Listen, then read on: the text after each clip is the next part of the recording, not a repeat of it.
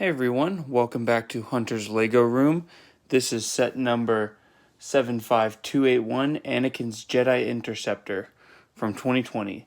It has 248 pieces, 2 minifigures, kind of, and it retails for $30 in the US. So we'll start with the minifigures. This is why I said a minifigure and a half, or 2 minifigures, kind of. R2, I guess, counts as a minifigure. He is the exact same as he's been for a few years now. Silver head. Nothing on the back, sadly. No back printing. Yeah, pretty standard. The head can be turned. Sadly, there's no way for it to turn automatically. You have to pry it apart and turn it just like that, which we'll leave for now. And we also have Anakin Skywalker in his Episode 3 pilot headset look, although the main problem with this minifigure is, of course, the burn marks on the front and back of the torso, which is also the exact same that came in the Duel of Mustafar set. And many people are upset because he would not have these burn marks this early in the movie. He doesn't have this interceptor at the end when he goes to Mustafar, but I still think it's a great looking minifigure. The lightsaber, they've been doing better with the lack of bubbles in the blade, which is always nice. And the alternate face, more of an angry Anakin. He's not as happy. And so moving on to the Interceptor itself, it looks pretty similar to the last one. This is the last model in 2014, looks very similar to this, but the building techniques are a lot better. It was a fun build. It didn't take me long to build, but it looks really nice, I'd say. The main issue I have from building it was that this right here is a sticker, whereas last time it was a printed piece, and that's a little frustrating. But you have the gray cannons in the front, two of them, and then you have the suggestions of cannons on the sides, the little smaller ones, but made with black lightsaber hilts. You have a slot for R2. Pop him right in. Sadly, as I said, there's no way to rotate his head, and also you can still see R2 through there. You can see his legs, which, I don't know, maybe next time they make an Interceptor, they can fix that. That'd be nice. The Republic symbol in several spots around here.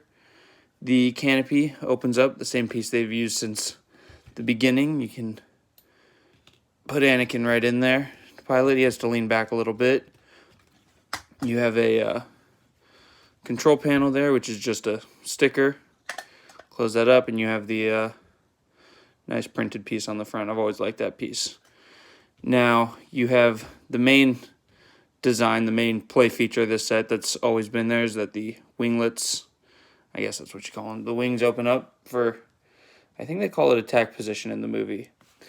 And so that way you get a little bit of a different design, and I think it looks a lot better this way. There's no way to display it like that because you'd have to build your own stand. It just flattens down on the bottom when you set it down. You can close those up. On the underside, we have spring-loaded missiles on both sides, which just launch out like that as you push down on them. Underneath, on both sides, we have clips. One you can use for the missile, the extra spring-loaded missile, and the other you can set Anakin's lightsaber in. So that way you can kind of store everything inside the set, and it's tucked away pretty well. You can still see the blade, but you're not really looking at that part of the set very much. You have the engines on the back, and it looks very nice. I think this is a very well-built set, and even taking into consideration the Anakin minifigure, the only other problem I've heard with this set is that it's $30, which is, I agree, disappointing. It maybe feels more like a $25 set to me.